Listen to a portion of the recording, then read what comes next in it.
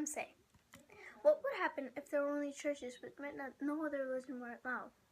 What would happen if no one was allowed to follow their religion or speak freely in public? You can do all of these things freely because of the freedom of expression right. But sadly, Singapore does not notice it.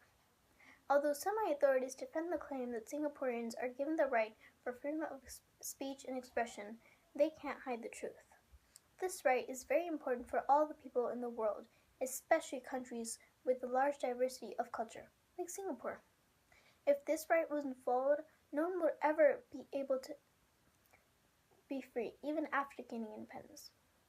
Singapore became an independent country on August 9, 1963 from the United Kingdom. Today, Singapore's population consists of 74.1% Chinese Singaporeans, 13.4% Malays, 9.2% Indians, and 3.3% Eurasians. In 2011, the Rule of Law Index gave Singapore the lowest rank in the freedom of expression category, not noticing the fact that it had the highest ranking in the category of security. This proves that the government is not giving the people the rights they deserve. The government had recently lifted bans on indoor expression, but it still has doubts on outdoor demonstration. Now, some people might wonder what the freedom of expression and speech right is and what right it gives you. Basically, the freedom of expression and speech right gives the people the right to express their religions and practice freely and speak in public. The idea of freedom of expression, religion, and speech was formed in Greece in the late 5 to 6 BC. Article 14 of the Declaration of Human Rights states that everyone has the right to freedom of expression and opinion. This right is followed in almost every country in the world. Voting rights for adults, wearing whatever you want to school, or freely praying to God all comes under this right. Now, the real problem is about Singapore. As we can see, Singapore has a large diversity of cultures, so this right is very important for them. People being educated in Singapore know what rights they deserve and have started protesting, but that won't solve anything, of course. Let's go behind the scenes and look at the real reason behind this ban.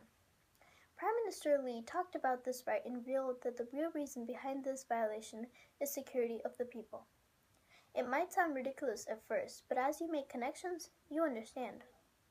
We might have seen this before. The Singapore government knows that there will be conflicts between different religions and bans practicing them all together.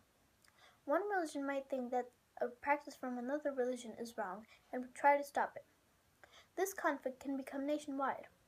That is why the government's top priority is security, law, and order of the people, then letting them freely express themselves. But not allowing the citizens to practice their religion and let them live under this ban is not the solution.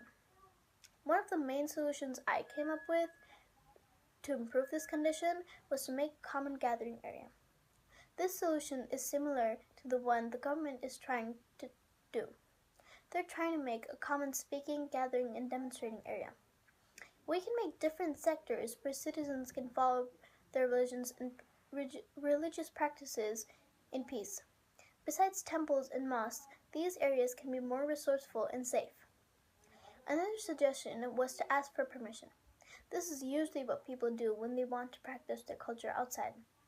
For example, on the Festival of Lights, people light fireworks, but that is an issue of safety, so they could ask for a permit to use an empty parking lot or an open area where there is a much of less threat than there could be without a permit.